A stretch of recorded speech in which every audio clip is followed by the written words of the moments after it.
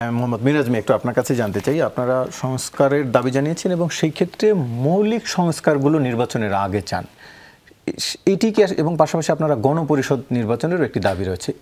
তার মানে কি এই যে আওয়াজটি চারদিকে এখন দেখা যাচ্ছে 5 বছর পরে নির্বাচন, যদি গণপরিষদ নির্বাচনের পরে জাতীয় নির্বাচন করতে হয়, সেটি কি আসলে এক ধরনের ইঙ্গিত দেয় যে আপনারা এত তাড়াতাড়ি জাতীয় নির্বাচন চান না 2-4 বছরের মধ্যে?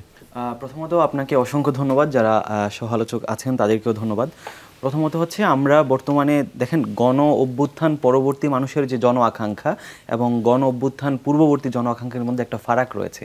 এই তফাৎটা আমাদেরকে স্পষ্ট করতে হবে যে 2024-এর জুলাইয়ে ছাত্র জনতার একটা গণ অভ্যুত্থান হয়েছে। তো এই গণ অভ্যুত্থানের যে রাষ্ট্র আকাঙ্ক্ষা, এখানে প্রথমত হচ্ছে আমি যেটি বলতে চাচ্ছি যে গণপরিষদ নিয়ে এই ধারণাটি নিয়ে একটি ইনফরমেশন তৈরি হচ্ছে। সেটা হচ্ছে আমরা বলছি যে গণপরিষদ নির্বাচনের যে মেকানিজমটা, এই নির্বাচনের মেকানিজমটা হবে আমাদের আসন্ন যে জাতীয় নির্বাচনটা আছে এই নির্বাচনটাই হবে, তবে এটা হবে গণপরিষদ নির্বাচন। কিভাবে হবে?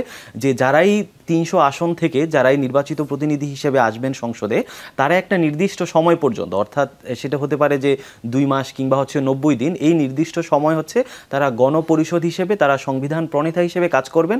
যখন একটি নতুন সংবিধান সেখানে হয়ে যাবে, তারপর থেকে তারা পার্লামেন্টারি মেম্বার হিসেবে, সংসদ সদস্য হিসেবে কাজ করবেন। এখন প্রশ্ন হতে পারে যে কেন আমরা বলছি যে গণপরিষদ নির্বাচনটা প্রয়োজন। আপনি দেখেন এই যে বিএনপি এখনও তারা হচ্ছে গণ অভ্যুত্থানের পূর্ববর্তী যে জন আকাঙ্ক্ষা ছিল সেগুলোকে তারা 31 দফার মধ্যে একটা ফ্রেমওয়ার্কে নিয়ে এসেছে, কিন্তু গণ অভ্যুত্থান পরবর্তী কিন্তু মানুষের রাষ্ট্র আকাঙ্ক্ষা, জনগণের আকাঙ্ক্ষা কিন্তু সেই শুধু 31 দফার মধ্যে সীমাবদ্ধ নয়। এইটার যে প্রসারতা, এটার কিন্তু ব্যাপ্তি কিন্তু অনেক। যেমন হচ্ছে আমরা বলছি দেখেন এই যে সংবিধান, বিএনপি অধিকাংশ সংস্কার প্রস্তাবনায় একমত, সেগুলো আসলে কোন কোনগুলোর ক্ষেত্রে দেখেন, যেমন দুর্নীতি দমন কমিশনের যে সংস্কার প্রস্তাবনা রয়েছে, এখানে জাতীয় নাগরিক, তখন তো পার্টি ছিল না, তখন জাতীয় নাগরিক কমিটি ছিল, কমিটি থেকে আমরা যে প্রস্তাবনা দিয়েছি, বিএনপি থেকে যে প্রস্তাবনা দিয়েছে, দুর্নীতি দমন সংস্কার কমিশন যে প্রস্তাবনা দিয়েছে, প্রায় সিমিলার। কারণ ওই সাংবিধানিক প্রতিষ্ঠান ইস্যুতে সবার বক্তব্য এক। দ্বিতীয়ত হচ্ছে আপনি গণমাধ্যম সংস্কার কমিশন দেখেন বা পুলিশ সংস্কার কমিশন, জনপ্রশাসন সংস্কার কমিশন, এই বিষয়গুলোতে মোটামুটি রাজনৈতিক দলগুলোর ক্ষেত্রে বেশিরভাগ ক্ষেত্রে ঐকমত্য রয়েছে। সমস্যাটা হচ্ছে আপনার যেটা হচ্ছে সংবিধান সংস্কার কমিশন, যেটার মাধ্যমে আছে দেখেন আপনি 31 দফার মধ্যে রাষ্ট্রের যে 3টা বিভাগ রয়েছে, আইন বিভাগ, শাসন বিভাগ এবং বিচার বিভাগ, এই 3টা বিভাগ কিভাবে চেক অ্যান্ড অ্যাকাউন্টেবিলিটির মধ্যে নিয়ে আসা যায়, 3টা বিভাগকে কিভাবে স্বাধীনভাবে ফাংশন করানো যায়, এটার কোনো প্রপার মেকানিজম 31 দফার মধ্যে নেই। দ্বিতীয়ত হচ্ছে দেখেন পার্লামেন্টের উচ্চকক্ষ যদি হয়, এটার ব্যাপারে সকল দল একমত হয়েছে যে আমাদের পার্লামেন্টে আপার হাউস প্রয়োজন, কিন্তু এই পার্লামেন্টের আপার হাউস কোন মেকানিজমে হবে সেটা 31 দফায় বলা আছে যে কিছু সিলেক্টিভ ভিত্তিতে রাষ্ট্রের বিভিন্ন জনগোষ্ঠীকে রিপ্রেজেন্টেটিভ একত্রিত করবেন। এটা কোনো প্রপার মেকানিজম না।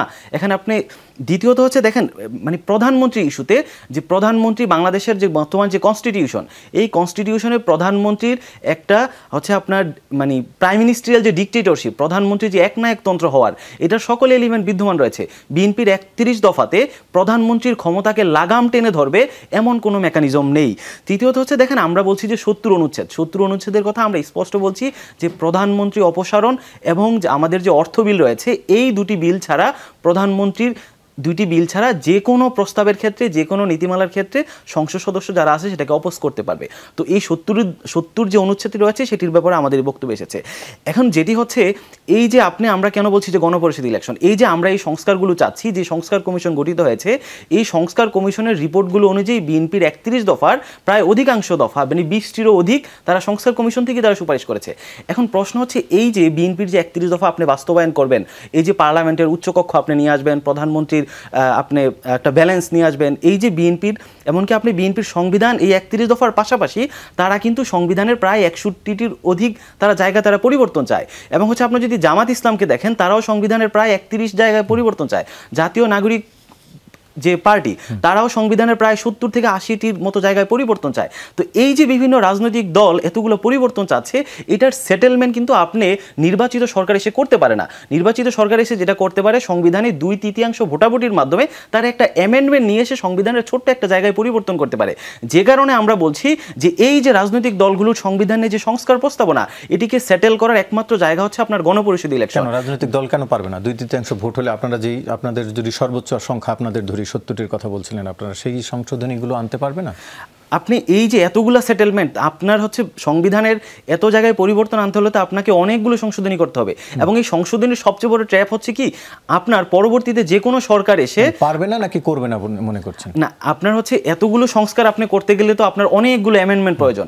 আপনি তো সংবিধানের অ্যামেন্ডমেন্ট তো আপনি 2 দিন পর পর একটা সংবিধান অ্যামেন্ডমেন্ট করতে পারেন না, এবং এই অ্যামেন্ডমেন্টের সবচেয়ে দুর্বল জায়গাটা হচ্ছে, গাঠনিক দুর্বলতার জায়গা হচ্ছে, যে কোনো সরকার এসে আরেকটা সংশোধনী এনে সে আবার পূর্বের সংবিধানে ফিরে যেতে পারবে।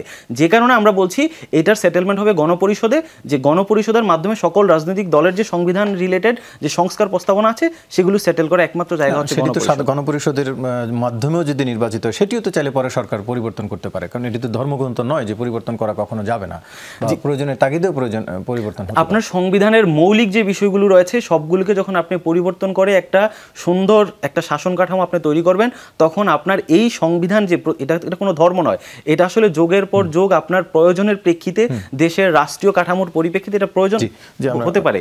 তো কিন্তু এক্ষেত্রে আপনি এটা আসলে সংশোধনী দিয়ে পারবেন না, একটা সংশোধনী দিলে সংবিধানের ছোট্ট একটা জায়গায় আপনি অ্যামেন্ডমেন্ট আমরা বুঝতে পারছি।